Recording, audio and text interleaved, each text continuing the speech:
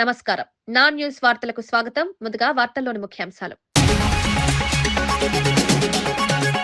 అగ్నిగుండం రాజకీయాలపై పొంగులేటి ఘాటు కౌంటర్.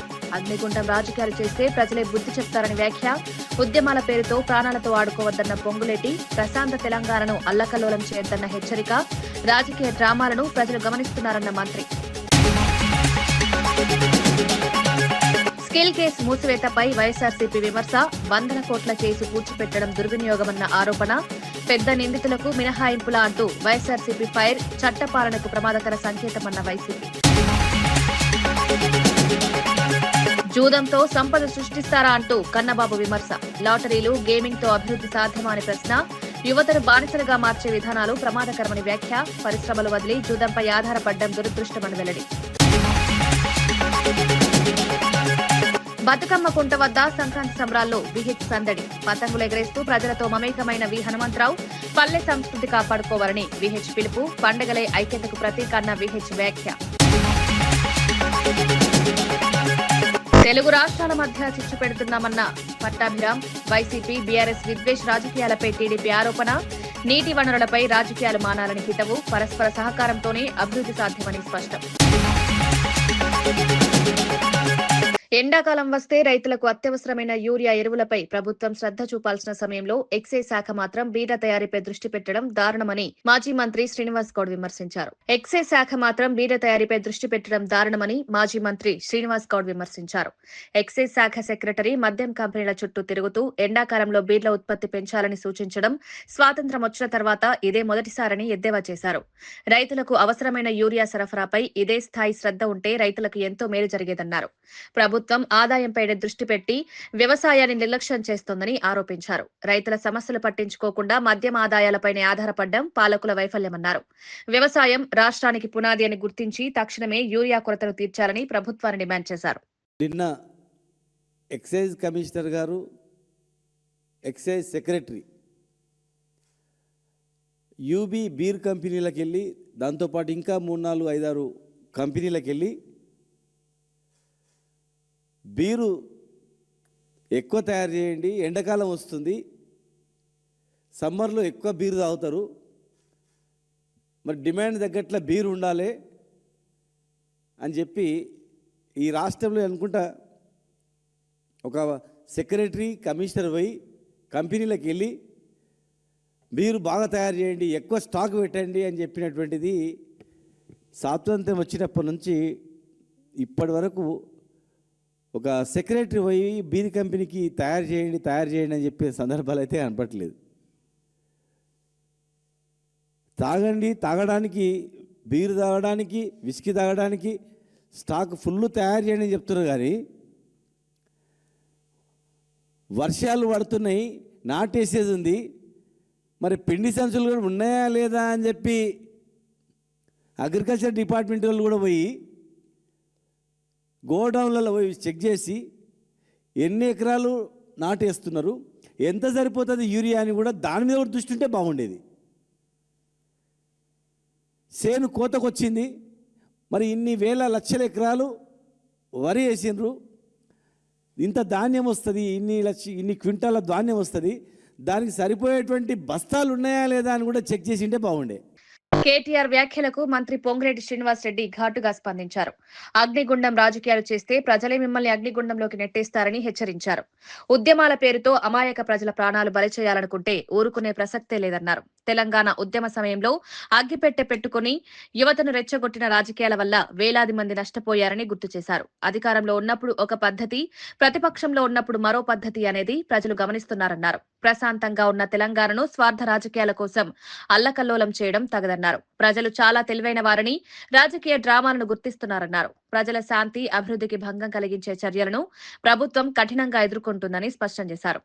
నిన్న మరొక ప్రగల్భాలు పలికారు. అగ్నిగుండం చేస్తానన్న తెలంగాణ రాష్ట్రాన్ని ఎందుకు అగ్నిగుండం మారుతాయా? దర్శనాలు పోసుకొని అగ్గిపెట్టి ఆడమని ఎత్తుకున్న ఆ మాజీ మంత్రికి అదే పద్ధతిలో జనాన్ని రెచ్చగొట్టి తెలంగాణ రాష్ట్రం కోసం అమాయకుల్ని, వేలాది మందిని ఈ పుణ్యమాంటూ ఆత్మ బలిదానాలు మీరు చేశారు. మళ్ళీ అశాస్త్రీయంగా ఏదైతే జిల్లాలు, డివిజన్లు, మండలాలు జరిగాయో వాటిని శాస్త్రయుక్తంగా చేయాల్సిన అవసరం అప్పుడు కాదు, ఈ వేదిక ద్వారా కూడా చెప్తున్నాను.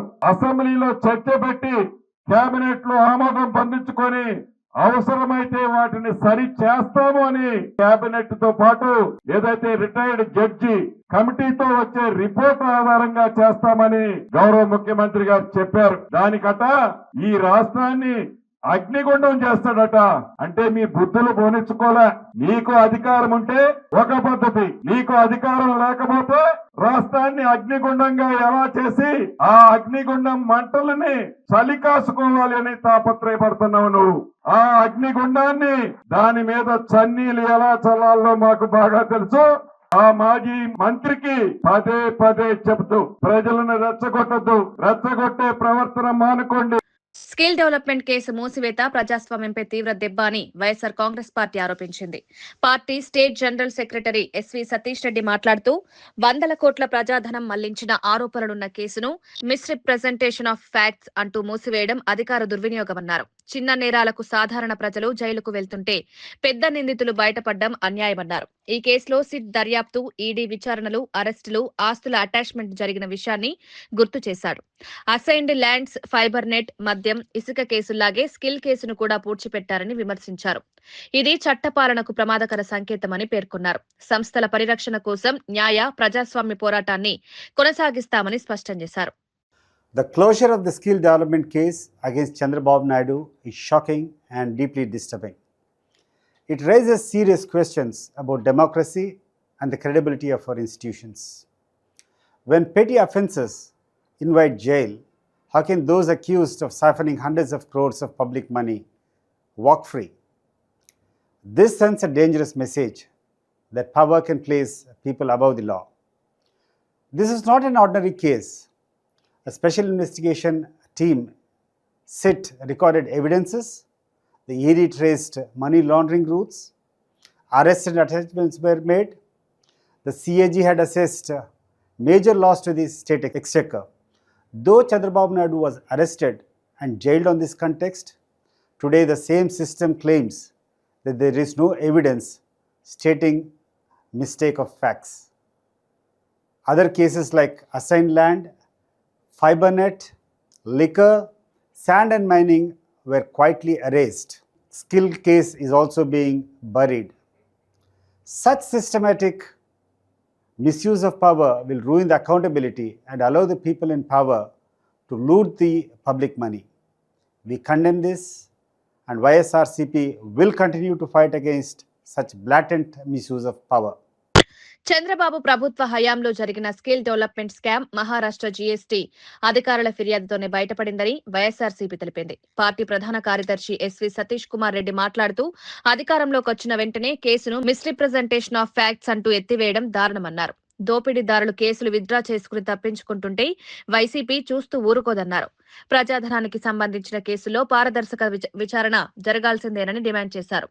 ఈ వ్యవహారంపై కోర్టులను ఆశ్రయిస్తామని స్పష్టం చేశారు. ప్రజల డబ్బుతో జరిగిన స్కామ్లను కప్పిపుచ్చే ప్రయత్నాలను తీవ్రంగా వ్యతిరేకిస్తామని తెలిపారు. న్యాయ వ్యవస్థ ద్వారానే నిజాలు బయటకు రావాలన్నదే తమ లక్ష్యమన్నారు. ఎటువంటి అవకాశం లేకుండా 360 కోట్లు ఇవ్వండి అని చెప్పి నోట్ ఫైల్లో ముఖ్యమంత్రి గారే సైన్ చేశారు.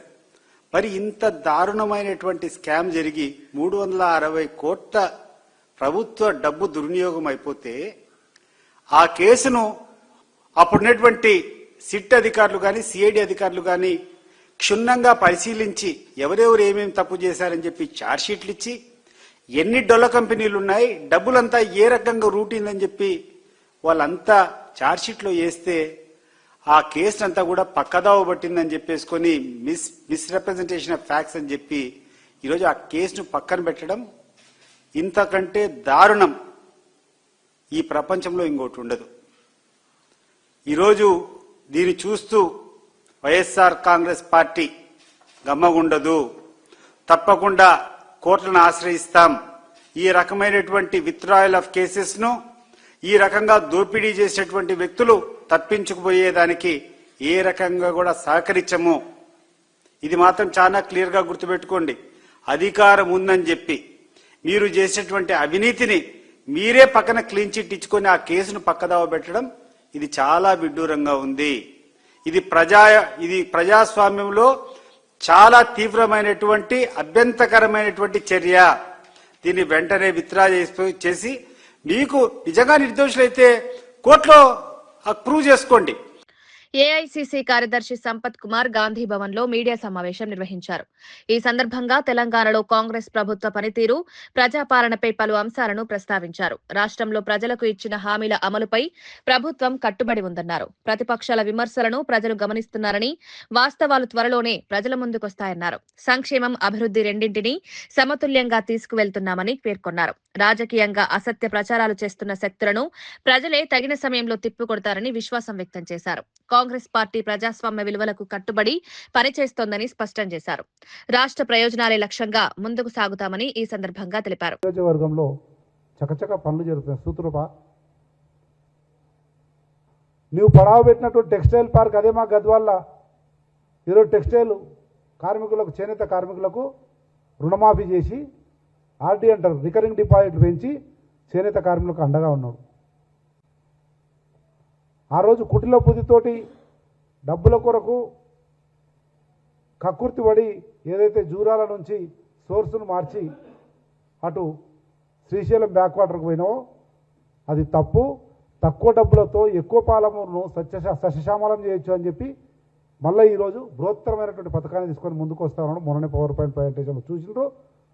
విజ్ఞత గల నిష్ణాతులైనటువంటి నీటి రంగ నిపుణులందరూ కూడా మెచ్చుకుంటా ఉన్నారు. అట్లా చెప్పుకుంటూ పోతే అనేకం ఉన్నాయి. రేపు అదే వేదిక మీద గౌరవ ముఖ్యమంత్రి రేవంత్ రెడ్డి గారు చెప్తుంటారు, నోరు ఎల్లబెట్టుకొని చూస్తావు బిడ్డ. పాలమూరు చరిత్రలో ఎప్పుడూ కని ఎరుగని అభివృద్ధి కానీ సంక్షేమం కానీ ఈరోజు మా బిడ్డ గౌరవ ముఖ్యమంత్రి రేవంత్ రెడ్డి గారి నాయకత్వంలో జరుగుతూ ఉన్నాయి. అవి ఇంకా నిరాఘాటంగా నిర్విఘ్నంగా జరగడానికి ఏ ఇబ్బంది లేకుండా చూసుకునే బాధ్యత నాది అని చెప్పి గౌరవ ముఖ్యమంత్రి అధికారికంగా వెనుకబడ్డ పాలమూరు జిల్లాకు ప్రతి ఏడాది 20,000 కోట్ల రూపాయలు సపరేట్గా కేటాయించి 5 సంవత్సరాల్లో 1,00,000 కోట్లతోటి పాలమూరును అభివృద్ధి చేసుకునేటువంటి ఒక బృహత్తరమైనటువంటి ప్రణాళిక తయారు చేసిన అది ముందుకు పోతుంది. రేపు అదే వేదిక ద్వారా చూస్తాం. కనుక ఏదో నైరాశ్యంలో ఓటమిలో ఏదో మాట్లాడాలి కదా అని చెప్పి పాలమూరును నీ విమర్శలకు పావుగా మమ్మల్ని వాడుకోవద్దు అని చెప్పి తెలియజేస్తా ఉన్నా కల్వకుంట్ల తారక రామారావు కానీ టీఆర్ఎస్ పార్టీకి కానీ.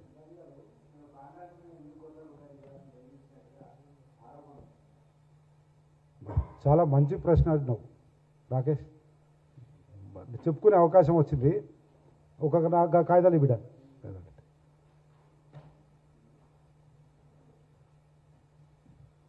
నేను ప్రెస్ మీట్ పెట్టిన విషయం ఒకటైనా ఇంకో విషయం అడిగినందుకైనా చెప్పుకోనే అవకాశం వచ్చింది నాకు. వాస్తవంగా ఇటువంటి టీఆర్ఎస్ పార్టీ ఆపరేటెడ్ మీడియా కానీ, కేటీఆర్ కనసైగల్లో నడిచే మీడియా కానీ రాష్ట్రానికి సంపద సృష్టిస్తామని చెప్పుకున్న చంద్రబాబు నాయుడు ఇప్పుడు లాటరీలు, ఆన్లైన్ గేమింగ్ ద్వారా ఆదాయం తెస్తామంటూ కాలం గడుపుతున్నారని మాజీ మంత్రి కురసాల కన్నబాబు విమర్శించారు. జూదాన్ని ప్రోత్సహించి ప్రజల నుంచి పన్నులు వసూలు చేయడమే అభివృద్ధి అనుకుంటున్నారా అని ప్రశ్నించారు. సంపద సృష్టి పేరుతో సామాజిక దుష్ప్రభావాలు కలిగించే విధానాలను తీసుకురావడం బాధాకరమన్నారు. 2049 నాటికి రాష్ట్రాన్ని అభివృద్ధి చేస్తామని చెప్తూ ఇప్పటికైతే ప్రజలకేమీ ఇవ్వడం లేదని ఎద్దేవా చేశారు.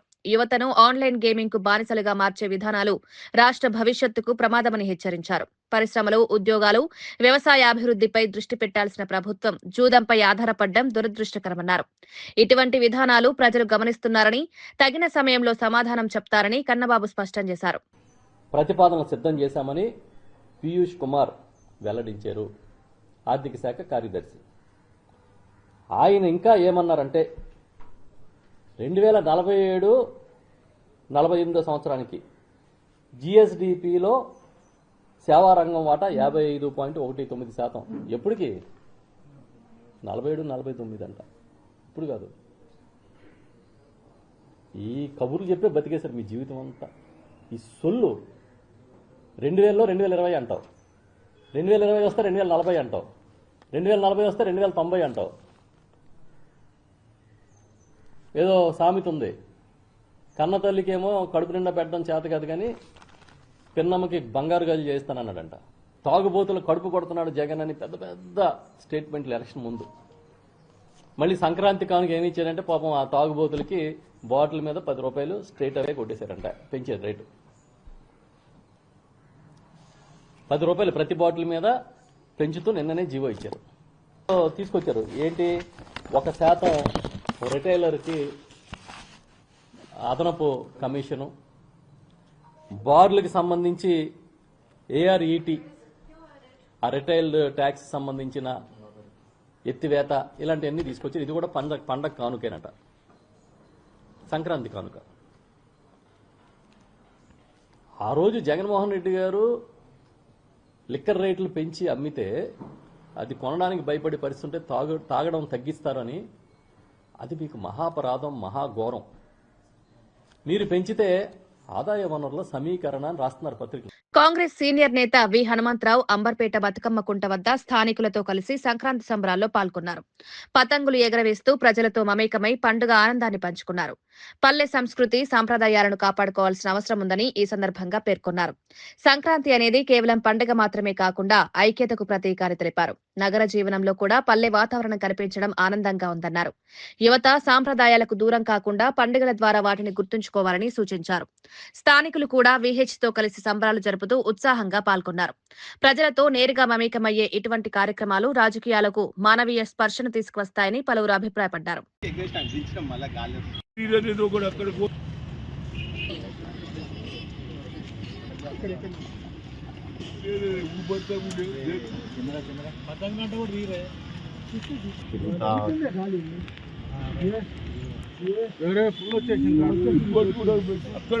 ఈడ కాదు ముంగట టెంట్ ముంగట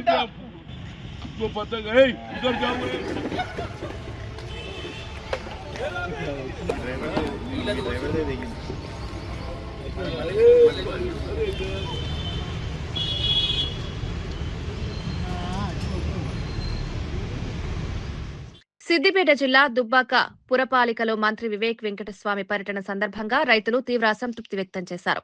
రైతు భరోసా ఎప్పుడు అందుతుందని, రుణమాఫీ పూర్తి స్థాయిలో ఎందుకు జరగలేదని ఫ్లెక్సీలతో నిరసన తెలిపారు. ప్రభుత్వం హామీలు ఇచ్చి అమలు చేయడంలో ఆలస్యం చేస్తోందని రైతులు ఆవేదన వ్యక్తం చేశారు. తమకు అవసరమైన సహాయం సమయానికి అందకపోవడంతో సాగు పనులు ఇబ్బందిగా మారాయని తెలిపారు. మంత్రి వెంటనే స్పందించి సమస్యలను ప్రభుత్వ దృష్టికి తీసుకువెళ్తామని హామీ ఇచ్చారు. అయినప్పటికీ గత అనుభవాల దృష్ట్యా రైతులు పూర్తి నమ్మకం వ్యక్తం చేయలేకపోయారు. రైతుల సమస్యలు కేవలం హామీలతో కాకుండా కార్యాచరణతో పరిష్కరించాలని డిమాండ్ చేశారు. ఈ ఘటన గ్రామీణ ప్రాంతాల్లో పెరుగుతున్న అసంతృప్తిని స్పష్టంగా చూపిస్తోంది.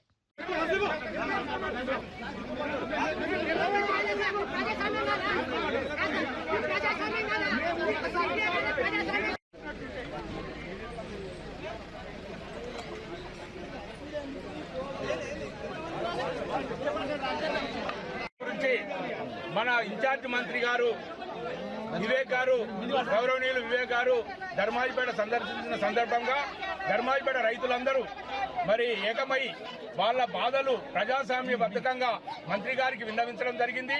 అందులో భాగంగా రైతు బంధు మరి ఇంతకు కేసీఆర్ ప్రభుత్వం 10 సంవత్సరాలు నాటు పడక ముందే, దున్నికాల ముందే రైతు బంధు వేసి రైతులను ఆదుకున్నారు. ఇప్పుడు నాట్లన్నీ అయిపోయినాయి. అయినా ఈ ప్రభుత్వం సీమ గుర్తున్నట్లే లేదు. ఏ రైతుకు రైతు బంధు వేయలేదు. దాదాపు కరెంటు కూడా 24 గంటలు కరెంట్ ఇచ్చిండు కేసీఆర్ ప్రభుత్వం. ఇప్పుడు నాట్లు అయినాయి. అయినా 2 గంటలు పోతుంది, 2 గంటలు వస్తుంది, 9 గంటలు కూడా సరిగ్గా ఇస్తలేడు. మేము న్యాయమైన కోరికనే కోరినాము మంత్రి గారిని. రుణమాఫీ కూడా రైతుల పక్షాన్నే కోరినాము. రైతుల రుణమాఫీ కాలేదు. దాదాపు మా ఊళ్ళో 25% రుణమాఫీ అయింది. దాదాపు 75% రుణమాఫీ కాలేదు. మన మంత్రి గారికి మేము వినతి పత్రం ఇచ్చినాము. సానుకూలంగా స్పందించి ఇవన్నిటికీ దృష్టిలో చేసుకుని మీకు చేస్తామని చెప్పిండు. వైసీపీ, బీఆర్ఎస్ పార్టీలు తెలుగు రాష్ట్రాల మధ్య చిచ్చు పెట్టి విద్వేషాలు సృష్టిస్తున్నాయని టీడీపీ నేత పట్టాభిరామ్ ఆరోపించారు. జగన్ అధికారంలోకొస్తే ఏపీపై కుట్రలు చేయొచ్చన్న ఆలోచనతోనే బీఆర్ఎస్ వ్యవహరిస్తోందన్నారు. కూటమి ప్రభుత్వం తెలంగాణ రైతులను కూడా కలుపుకుని సీమకు నీరు అందించాలనే విధానంతో ముందుకు వెళ్తోందన్నారు. ప్రాంతీయ విద్వేషాల వల్ల ప్రజలకు ఎలాంటి లాభం ఉండదని, అభివృద్ధి మాత్రమే అందరికీ మేలు చేస్తుందన్నారు. నీటి వనరుల విషయంలో రాజకీయాలు కాకుండా పరస్పర సహకారం అవసరమన్నారు.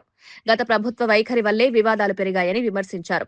2 రాష్ట్రాలు కలిసి అభివృద్ధి సాధించాలన్నదే కూటమి ప్రభుత్వ లక్ష్యమని పట్టాభిరామ్ స్పష్టం చేశారు. వీళ్ళేమో జగన్మోహన్ రెడ్డి తన పత్రిక ద్వారా తెలంగాణకు ఏదో దోచిపెట్టేస్తా ఉన్నారు, 16 ప్రాజెక్టులు గ్రీన్ సిగ్నల్ ఇచ్చేశారు, అసలు ఏమీ కూడా అడ్డుకునే ప్రయత్నం చేయట్లేదని వీళ్ళు రాస్తారు. ఇంకొక విషయం కూడా అడగాలి. రాయలసీమ ఎత్తిపోతల గురించి మాట్లాడుతూ ఉన్నారు.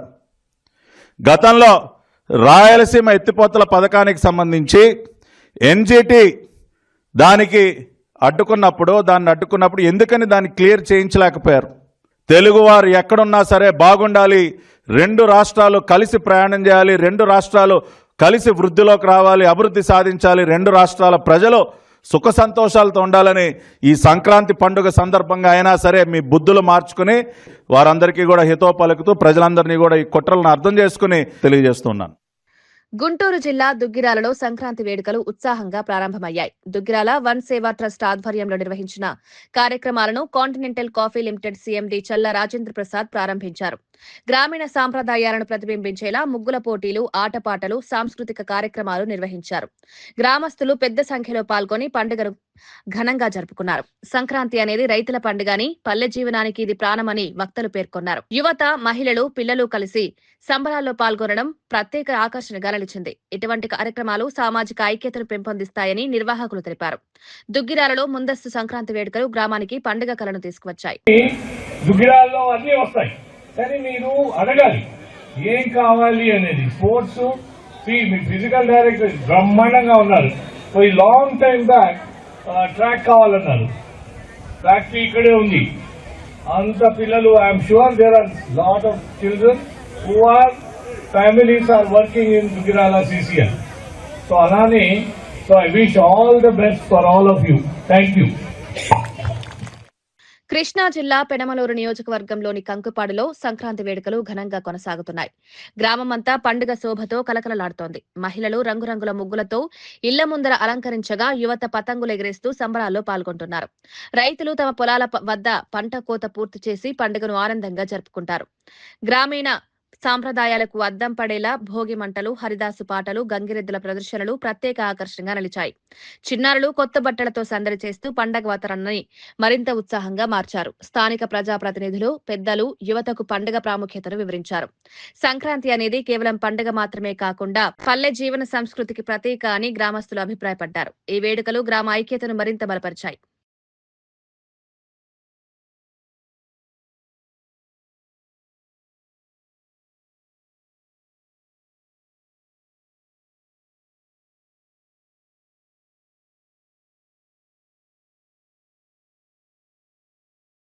అన్ని మతాల వారు కలిసి పండుగలు జరుపుకోవడమే దేశ ఐక్యతకు నిదర్శనమని రౌనక్ యార్ ఖాన్ అన్నారు. హైదరాబాద్ జూబ్లీ హిల్స్ లోని రౌనక్ ఎస్టేట్ లో హిందూ ముస్లిం సద్భావనకు ప్రతీకగా సంక్రాంతి వేడుకలు ఘనంగా నిర్వహించారు. ఈ కార్యక్రమంలో 2 మతాలకు చెందిన కుటుంబాలు కలిసి భోగి మంటలు, పతంగులు ఎగరడం, పిండి వంటల తయారీలో పాల్గొన్నారు. మత భేదాలు లేకుండా సంస్కృతిని పంచుకోవడం సమాజానికి అవసరమని వక్తలు పేర్కొన్నారు.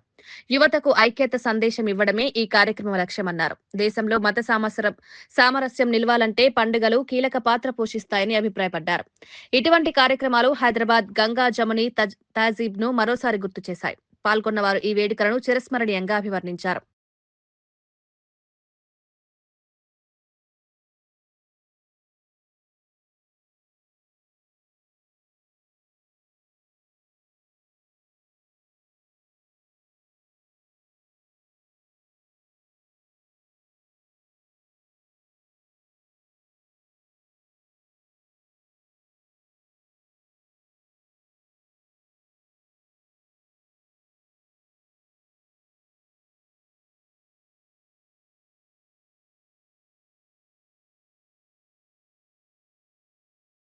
ప్రజలకు రహదారి భద్రతపై అవగాహన కల్పించేందుకు యాదాద్రి భువనగిరి జిల్లాలో అరైవ్ అలైవ్ కార్యక్రమాన్ని జిల్లా ఎస్పీ ఆకాంక్ష యాదవ్ ప్రారంభించారు. ఈ సందర్భంగా రోడ్డు ప్రమాదాల నివారణపై ప్రజలకు సూచనలు చేశారు. హెల్మెట్ ధరించడం, సీట్ బెల్ట్ వాడకం, మద్యం సేవించి వాహనం నడపకూడదన్న అంశాలపై అవగాహన కల్పించారు. ముఖ్యంగా యువత ట్రాఫిక్ నిబంధనలు పాటించాలని సూచించారు. ప్రమాదాల వల్ల కుటుంబాలు ఎదుర్కొనే నష్టాలను వివరించారు. రహదారులపై వేగ నియంత్రణ పెంచడమే ప్రాణ రక్షణకు మార్గమన్నారు. స్కూల్, కాలేజ్ విద్యార్థులకు ప్రత్యేక సెషన్లు నిర్వహించనున్నట్లు పోలీసులు వెల్లడించారు. ఈ కార్యక్రమం ద్వారా ప్రమాదాల సంఖ్యను తగ్గించడమే లక్ష్యమని స్పష్టం చేశారు. ప్రజలు సహకరిస్తేనే రహదారులు సురక్షితంగా మారతాయని ఎస్పీ అన్నారు. Starting today, Arrive Alive campaign for road safety in entire Telangana. It's a 10-day initiative where police, along with coordination with all the departments like transport, health, then other wings in the district, will be creating awareness about while going on a two-wheeler. Then you must wear helmet. But sometimes people, even after awareness, they do not wear helmet. That we are going only in the town or going only for a short distance. Then they avoid. And with four-wheeler, then you must wear seat belt. We see people wear seat belt only when they see traffic. Bapatla జిల్లా వేదుళ్లపల్లిలో స్టువర్ట్పురం గ్యాంగ్కు చెందిన 7గురిని పోలీసులు arrest చేశారు. తక్కువ ధరకు బంగారాయం విక్రయిస్తామని ఆశ చూపి శ్రీదేవి అనే మహిళ నుంచి 6,50,000 రూపాయలు తీసుకుని పరారైన నిందితులను అదుపులోకి తీసుకున్నారు. బాధితురాలి ఫిర్యాదుతో కేసు నమోదు చేసి ప్రత్యేక బృందాలు ఏర్పాటు చేసి దర్యాప్తు చేపట్టారు. నిందితులు మోసపూరిత పద్ధతులతో ప్రజలను మభ్యపెడుతున్నట్లు పోలీసులు వెల్లడించారు. వారి వద్ద నుంచి కీలక ఆధారాలు స్వాధీనం చేసుకున్నారు. ఇలాంటి మోసాల పట్ల ప్రజలు అప్రమత్తంగా ఉండాలని పోలీసులు సూచించారు. అనుమానాస్పదంగా బంగారం, విలువైన వస్తువులు అమ్ముతున్నప్పుడు వెంటనే పోలీసులకు సమాచారం ఇవ్వాలని తెలిపారు. ఈ కేసుతో స్టువర్ట్పురం గ్యాంగ్ కార్యకలాపాలపై నిఘా మరింత పెంచినట్లు అధికారులు తెలిపారు. ఈ బంగారం తక్కువ రేటుకి ఇప్పిస్తామని చెప్పి నమ్మించి దూర ప్రాంతాల నుంచి వారిని ఎక్కడో చోట పరిచయం ఉన్నటువంటి వ్యక్తులుగా వాళ్ళతోటి కుటుంబ సభ్యుల్లాగా మెలిగి వాళ్ళకి మాయమాటలు చెప్పి వాళ్ళని ఇక్కడికి పిలిపించుకొని వారి దగ్గర నుంచి వాళ్ళు తీసుకొచ్చినటువంటి సొమ్ము తీసుకొని పరారైపోవటం, వాళ్ళని మోసం చేయటం, అలాగే ఎవరో ఒకళ్ళని డిపార్ట్మెంట్ వాళ్ళని కూడా ఇంట్రడ్యూస్ చేసి భయపెట్టడం ఇలాంటివి జరుగుతున్నాయి. కాకినాడకు చెందినటువంటి ఈ అమ్మాయి ముగిలిశెట్టి శ్రీదేవి అనే అమ్మాయి వీళ్ళ చెడు మాటలకి వీళ్ళ మాటలకి నమ్మి బంగారం తాకట్టు పెట్టి ఉన్న బంగారం తాకట్టు పెట్టి ఆ డబ్బులు తీసుకుని 6 లక్షల చిల్లర ఏదో తీసుకొని ఇక్కడ రావటం, ఆ రోజు రాత్రి ఆ అమ్మాయిని ఇక్కడ వెక్కి పెట్టుకుని ఆ డబ్బు లాక్కొని వీళ్ళు ఈ 6,50,000 రూపాయలు ఈ అమ్మాయి శ్రీదేవి దగ్గర నుంచి వీళ్ళు లాక్కొని పారిపోయారు. పాత నేరస్తులైనటువంటి ఈ లక్ష్మి, అంగడి ప్రసన్న కుమారి, అంగడి చంద్రబాబు, చిన్నబోతల భవానీ శంకర్, మాదిగాని రామచంద్ర కుమార్, అంగడి కావేరి, అంగడి లోహిత్ అనే వాళ్ళని అరెస్ట్ చేయడం జరిగింది. దానికి సంబంధించి వీళ్ళ 7గురి దగ్గర నుంచి ఇప్పుడు 4 లక్షలు రికవరీ చేయడం జరిగింది. ఇంకా బ్యాలెన్స్ ఉన్నటువంటి 2.5 లక్షలు కొంత అమౌంట్ ఇంకా 3 వ్యక్తులు పారిపోయి ఉన్నారు, వాళ్ళు దొరకలేదు. వాళ్ళని పట్టుకొని వాళ్ళ దగ్గర నుంచి అది కూడా రికవరీ చేస్తాం. వార్తలు ముగించే ముందు ముఖ్యాంశాలు మరోసారి. అగ్నిగుండం రాజకీయాలపై పొంగులేటి ఘాటు కౌంటర్. అగ్నిగుండం రాజకీయాలు చేస్తే ప్రజలే బుద్ధి చెప్తారని వ్యాఖ్య. ఉద్యమాల పేరుతో ప్రాణాలతో ఆడుకోవద్దన్న పొంగులేటి. ప్రశాంత తెలంగాణను అల్లకల్లోలం చేయొద్దన్న హెచ్చరిక. రాజకీయ డ్రామాలను ప్రజలు గమనిస్తున్నారన్న మంత్రి. స్కిల్ కేసు మూసివేతపై వైఎస్ఆర్సీపీ విమర్శ. 100 కోట్ల కేసు పూడ్చిపెట్టడం దుర్వినియోగమన్న ఆరోపణ. పెద్ద నిందితులకు మినహాయింపులా అంటూ వైఎస్ఆర్సీపీ ఫైర్. చట్టపాలనకు ప్రమాదకర సంకేతమన్న వైసీపీ. జూదంతో సంపద సృష్టిస్తారా అంటూ కన్నబాబు విమర్శ. లాటరీలు, గేమింగ్ తో అభివృద్ధి సాధ్యమా అనే ప్రశ్న. యువతను బానిసలుగా మార్చే విధానాలు ప్రమాదకరమని వ్యాఖ్య. పరిశ్రమలు వదిలి జూదంపై ఆధారపడ్డం దురదృష్టమని వెల్లడి. బతుకమ్మ కుంట వద్ద సంక్రాంతి సంబరాల్లో విహెచ్ సందడి. పతంగులు ఎగరేస్తూ ప్రజలతో మమేకమైన వి హనుమంతరావు. పల్లె సంస్కృతి కాపాడుకోవాలని విహెచ్ పిలుపు. పండగలే ఐక్యతకు ప్రతీక అన్న విహెచ్ వ్యాఖ్య. తెలుగు రాష్ట్రాల మధ్య చిచ్చు పెడుతున్నామన్న పట్టాభిరామ్. వైసీపీ, బీఆర్ఎస్ విద్వేష రాజకీయాలపై టీడీపీ ఆరోపణ. నీటి వనరులపై రాజకీయాలు మానాలని హితవు. పరస్పర సహకారంతోనే అభివృద్ధి సాధ్యమని స్పష్టం.